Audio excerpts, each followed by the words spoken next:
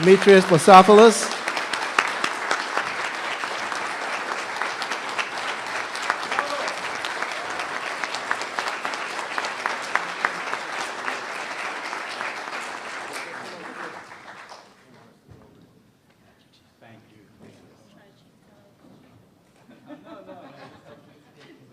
Thank you. And Vlassopoulos, huh? Very good. Excellent. Let me write here. Like that. Thank you.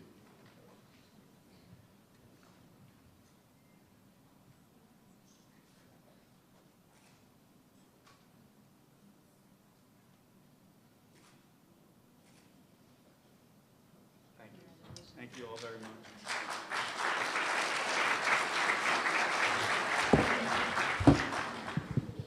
Wow.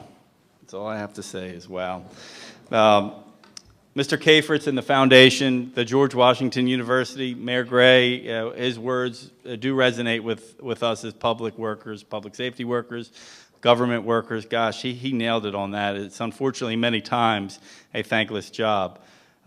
Kate and her team, her whole team, which I think just is comprised of just Jason over there. But I understand when earlier on, somebody announced some other people that I didn't know. But the team did a phenomenal job. I guess continues to do a phenomenal job. And thank you. I know her vacation begins tomorrow, no doubt. Fellow award recipients and finalists, congratulations. My mother, Joyce.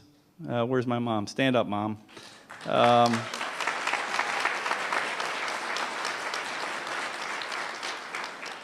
Chris Zervis nominated me. He saw something, in me that he believed was worthy of nomination to the Cafritz Foundation. And if it wasn't for that nomination, I guess I wouldn't be standing here in front of you tonight. Chris, where are you? Stand up, please. Thank you, Chris. Chris is a 36-year District of Columbia Fire and EMS Department government worker. 36 years, and still on the job. And most importantly, thank you to my wife, Tracy, and my sons, Nicholas and Alexander. Please stand up.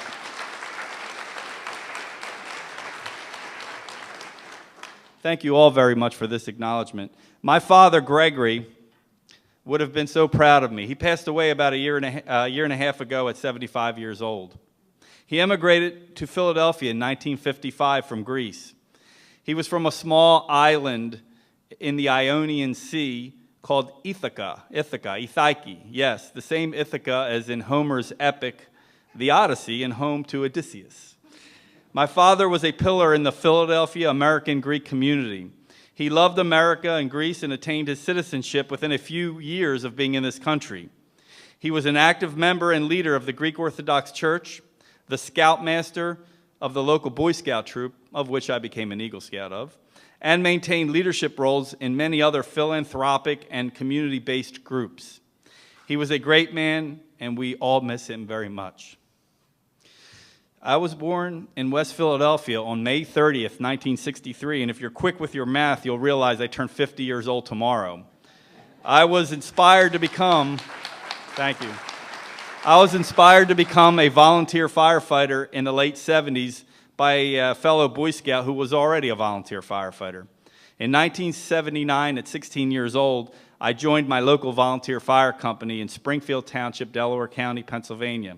Springfield is about 5 miles southwest of Philadelphia. The camaraderie of working with other firefighters, serving our community, and of course, the excitement of fighting fires had me hooked for life. I knew I needed to become a career firefighter, and I learned of an opportunity to become a firefighter in D.C. I came down to D.C. in 1984, along with a few of my volunteer firefighter friends, and we stood for hours around Roosevelt High School, along with 2,000 other would-be firefighters. And within a couple of years, 3 of us were sworn in to protect the citizens, workers, and visitors of this great city. Over the years, I had the pleasure to serve all over the city. I was originally assigned to work in Brightwood in Truck Company 11, which is on Georgia Avenue up by Missouri Avenue. I spent 9 years there and loved every minute of serving and protecting that fine community. In 2001, I was assigned as the captain of Engine Company 18, which is up from the Marine Corps barracks on 8th Street Southeast near Pennsylvania Avenue. It was an incredible working there and serving the communities in and around Capitol Hill. On September 11th, 2001, I had just finished working a 24-hour shift and drove past the Pentagon on the way home. Little did I know what would occur a couple hours later. After the Pentagon was struck and the fire and EMS department was placed on full mobilization status, all off-duty firefighters were called back to work. I kissed my wife and my son, Nicholas, who at the time was 2 years old, goodbye, and I told him not to worry about me. And I headed back down to D.C. to Engine 18's firehouse. However, Engine 18 and Ladder Truck 7, also stationed there, because of their proximity to Interstate 395 in the Pentagon, were already at the Pentagon assisting our fellow firefighters from Arlington County. All the firefighters who were off duty that day showed back up for work. They came in from all over the region, and they reported back quickly and without delay. It didn't matter where they lived. They immediately came back to serve the citizens of the District of Columbia.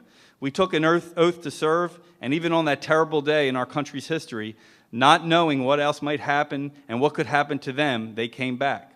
This is what public safety professionals do, and epitomizes at a high level the extraordinary commitment of D.C. government workers and subsequently what the Cafritz Foundation stands for.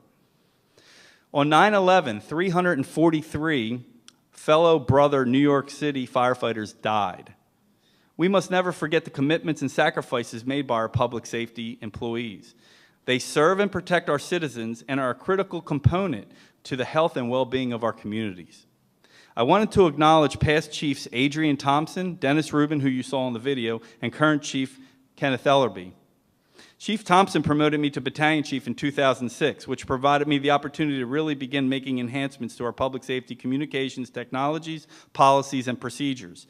Chief Rubin for promoting me to Deputy Fire Chief in 2008 and entrusting me to be the Chief Information Officer. It was during his tenure that I was afforded the opportunity to work through bureaucracy and change the way our agency was doing business. I was proud to have fostered a close working relationship with other D.C. government agencies, as well as federal government agencies, but OCDO, MPD, and the Office of Unified Communications in particular, and of course, fellow fire and EMS department co-workers. We collaborated, cooperated, and worked extremely diligently to deploy more efficient technologies. Chief Ellerby, thank you for affording me the opportunity to serve as a division commander back in operations. My fire service career began in operations and will end in operations as I plan to retire from the District of Columbia government on June 15th of this year. Finally, and most importantly, thank you to my family. Since becoming a chief officer in 2006, my family had to deal with constant interruptions from the fire department. Whether it was having to compose important emails after getting home from working 11 or 12-hour days, hushing my wife during a conversation so I can listen to a significant incident playing out over the two-way radio, responding back after just getting home because of a significant event, or simply always being connected to work with a computer, even on vacations, right?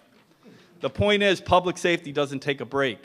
When we step up and assume positions of responsibility, we must realize the burdens that come with the positions.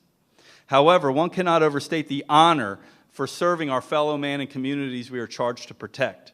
I would never change that for the world, although we must acknowledge how these sacrifices affect our families. So thank you, Tracy, Nick, and Alex, for dealing with me all these years. Mom, I love you for the values you and Dad instilled in me, and I am indebted for life. And being recognized by the Cafritz Foundation during the twilight of my career with the D.C. Fire and EMS Department is the best honor anyone could ever dream of. Thank you, everyone who supported me and made today a reality. God bless. Thank you.